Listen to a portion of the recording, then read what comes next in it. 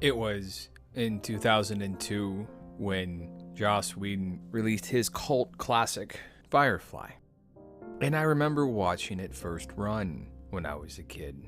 I remember my family being so excited to see it on Fox, on broadcast television, because this was a different time. There was no streaming service back then. And it was such a completely developed world from the beginning. It was lived in. It was about people like us. It was about people that struggled. Things were dirty. Things were broken. Things were held together with tape and some glue. And I could see my world reflected in space 500 years from now, which was such a interesting thing. I'd been a science fiction nerd my entire life, but I'd always seen it through Star Trek. The Federation is spotless and it's clean, but there wasn't a day-to-day struggle in Star Trek. Nobody was standing in line at the food bank in Star Trek. It seemed like that sort of thing would have probably happened in Firefly, because in the opening episode, the hour-long pilot, it starts with the character Malcolm Reynolds, and he fought in a galactic civil war. And in this war, you had a great system of planets. You had core central planets that were highly developed, where all the money was, where the wealth was. And then you had the distant planets along the rim, where people didn't have as much money and wealth, and life was harder. And so the war was about the central planets, the Alliance, wanting to bring the outer rim planets, the independent planets, the browncoat planets, to heal and under their control. And Malcolm Reynolds was a sergeant in the independent army, and the independents lost. So he became a drifter, a scavenger, a pirate. And so one of his scavenging jobs, there is a derelict spaceship that he has to go and pick clean. But it turns out salvaging from derelict spaceships is illegal in this world. So he's spotted by local Alliance cruisers, and red flags are raised, and an alert is sent out to keep an eye out for a Firefly-class transport. And he realizes, oh, this hull that they got was imprinted goods. The hull itself was food, right? They scavenged food from a destroyed spaceship that had government prints on it, and nobody wanted to touch it. But he had to sell it, because if they didn't make the sale, they weren't going to be able to put gas in the tank of the ship, let alone patch it up. And along the way, they pick up two stray cats in the form of a Dr. Tam and his little sister River.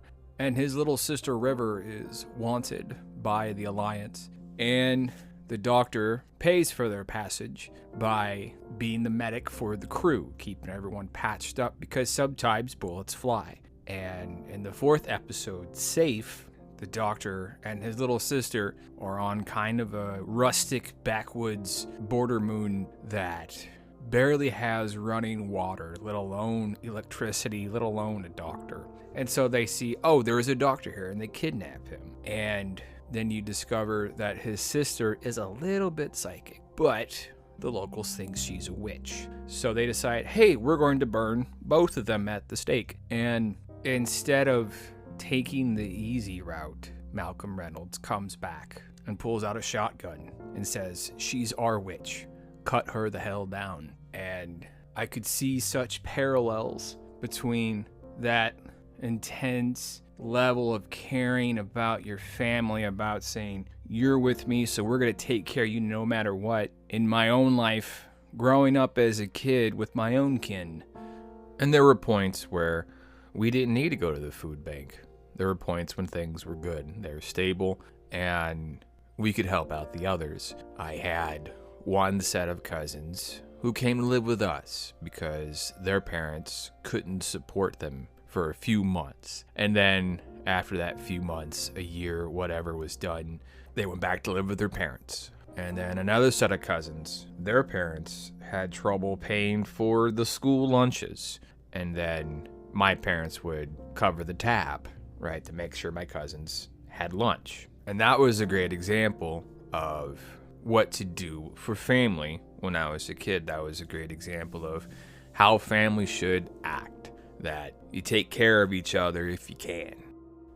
And the initial inspiration for the show by Joss Whedon was a book he read called The Killer Angels, about Confederate soldiers after the Civil War and the experience they had along the frontier, trying to rebuild their lives and rebuild themselves and who they were after the war, after having lost. And I remember having the Confederate battle flag on my bedroom wall when I was a kid. And my family fought for the Confederacy during the Civil War. So we were the descendants of a losing side of that war. And I remember being a kid, and we went to Gettysburg. And then my dad took us on a big walk, and we went to visit Lee's statue. And it was such a reverent moment. We're like, oh, this was where the great general's statue is. But at the same time, there was this sort of dual sense of patriotism that we were shown as kids, where we were taught to revere and love our nation, the United States, but also there was this kind of romanticism for a country that we never knew, that only existed for a couple years, during the war itself. And the reverence for the United States always took precedent over any sort of romanticism for the Confederacy. But I think, too, you look for a story to define your life, to define who you are. And a lot of people, I know we did, we kind of latched onto that a little bit, right? Like, as our identity is culturally who we were descendants of the Confederacy.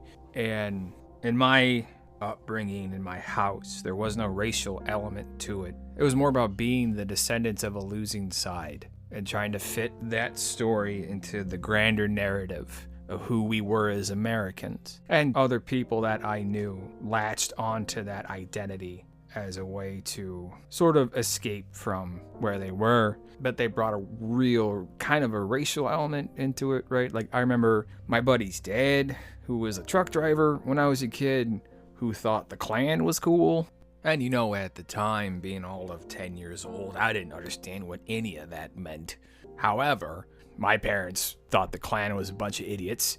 And the message I got from them was, it's not really a place where successful people go. And people that join those sorts of fringe organizations typically have a lot of problems elsewhere. And they don't have an identity to define themselves outside of whatever fringe group they think is neat. And so that element of being like a son of the South and all that was there for some, for many. But our family didn't take it to that extreme, because in the household I grew up in, we were taught that slavery was wrong, that it was a great evil, and that was shown to be a given fact. But we wanted to be proud of where we came from. So there was a lot of divorcing the slavery aspect from our ancestors. We wanted a story of who we were that was comforting, I think, that could make being working class easier, an identity that was better than just based on money. Because in America, a lot of your identity is based on money.